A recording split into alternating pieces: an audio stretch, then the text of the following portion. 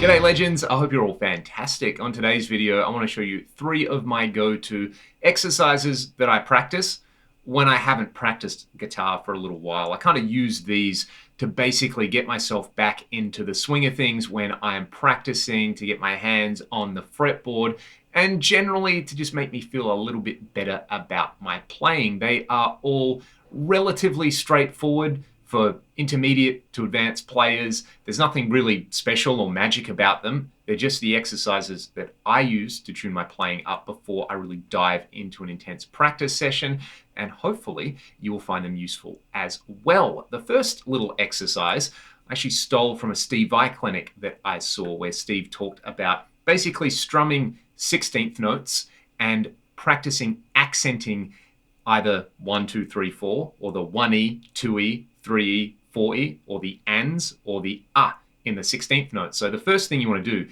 is to be able to count out a bar of 16th notes. We would do it as 1E ander, 2E ander, 3E ander, 4E ander. And you're going to try to accent consistently either on 1, on E, on and, or on That's a lot harder to actually say than it is to play. I'll give you a slow example of this. I'm just going to use an E9 chord around the 7th fret here. Use any chord that you like, but it's kind of like a funky exercise, so the James Brown approved funk chord of choice, E9, is going to do the trick. So the first part would be like this.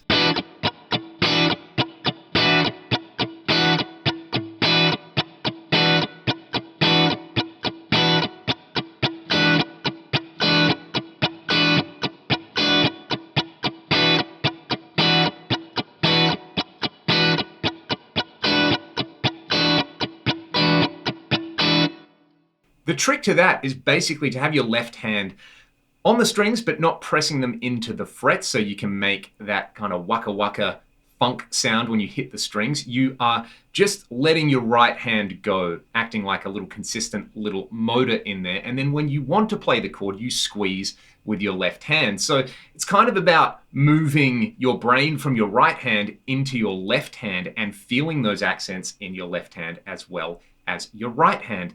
A good starting point for this would be, say, a metronome at around 90 beats per minute. And having it here means you can easily start by accenting on those downbeats and then moving through each of the different accents. Let's go.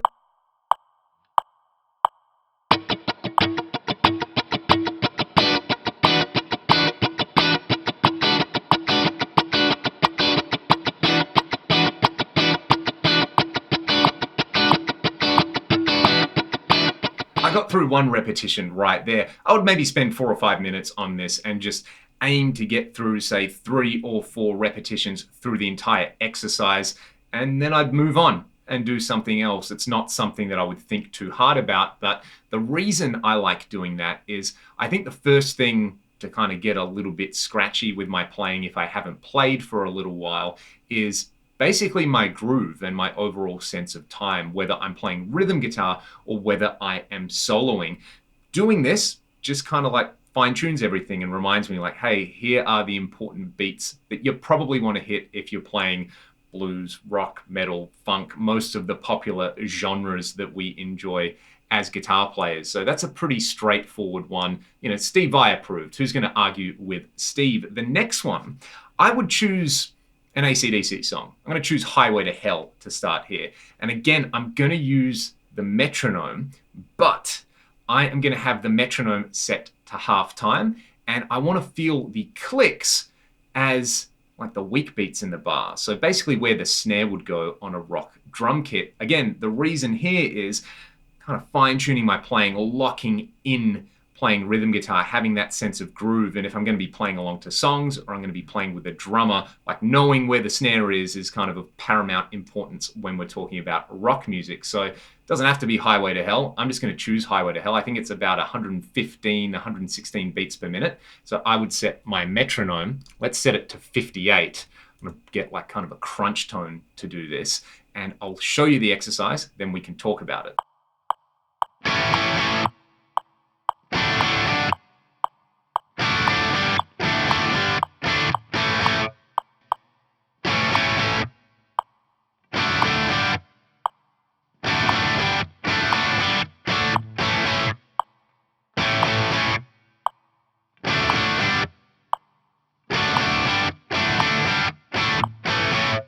Something like that anyway. You heard it with the click at the tempo of the song and then with the click halftime, but outlining beats 2 and 4 of the bar of 4/4. The reason I like doing this one is if I've done that kind of funk exercise we started with, this exercise teaches me not to rush so much, especially rock guitar players.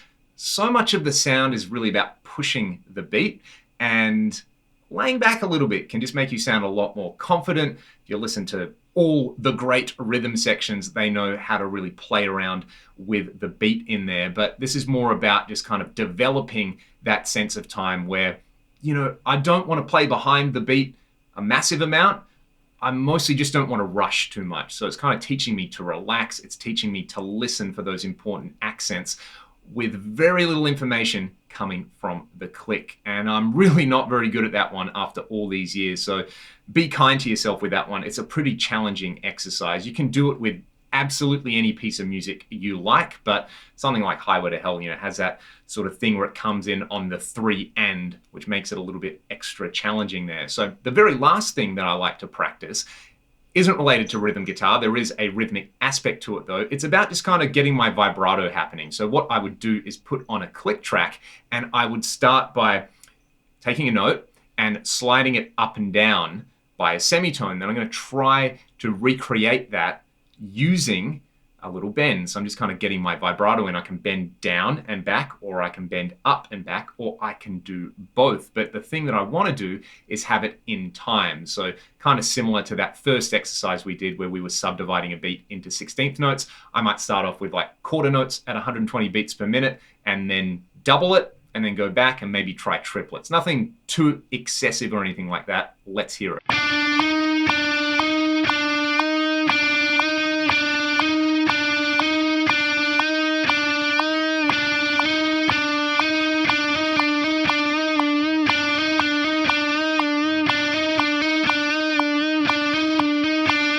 Now you could do that exercise for each finger, and then you could try it with a whole tone. So I'll give you an example. I'll try to do each finger with a whole tone slide and then vibrato. Let's do it.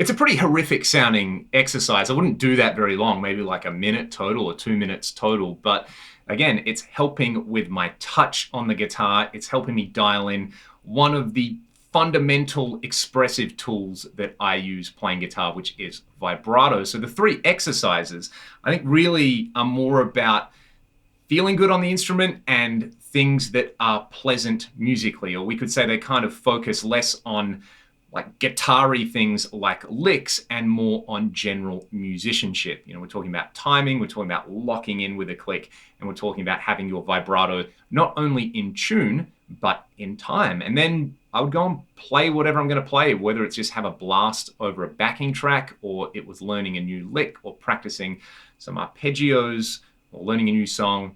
All of that stuff comes later, but these are my kind of little 3 tune-up exercises. Hopefully they're kind of novel and interesting. Feel free to weigh in the comments section with your own little tune-up exercises that you like to use, or come over to the Discord server. It's linked in the video description, and talk about it in the practice channel. If you like what I'm doing here on the channel, there are links in the video description which you can use. You can follow them. You can join my Patreon, buy some of my music, grab some free cabinet IRs or some free Axe Effects blocks, or do none of those things and just go and have a great day and play some guitar. Thanks for watching. I'll see you next time.